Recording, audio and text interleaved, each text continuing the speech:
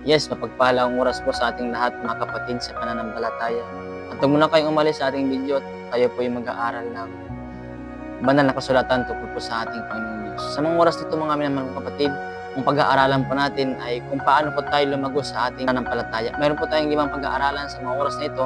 Bago yan, basahin po natin ang 2 Peter chapter 3 verse 18. Ang sabi po niya, "Tatapat magsilago kayo sa biyaya at sa pagkilala sa ating Panginoon at tagapagligtas na Jesucristo, sumakanya nawa ang kalwalhatian ngayon at magpakailanman. Siya nawa." Kapatid, ang sabi po ng ating Panginoon sa Biblia ng Book of Peter, ang sabi po doon, magsilagaw kayo ayon sa biyaya ng ating Panginoon Jesucristo sa ating mga buhay, ayon sa ating pagkakilala sa Kanya. Kung paano po tayo lumago sa ating pananampalataya? Una po, mas malalim na pangunawa sa salita ng Diyos. Pangalawa, mas matibay na pananalig sa gitna ng pagsubok. Pangatlo, masigasig na panalangin. Pang-apat, pagpapakita ng pag-ibig at kabutihan sa kapwa. Panglima, masigasig na paglilingkod sa Diyos. Mga kapatid, yun lang po ang ating napag-aralan. Yung 5 po na pinag-aralan natin ay tungkol po ito kung paano po tayo lumago sa ating pananampalataya.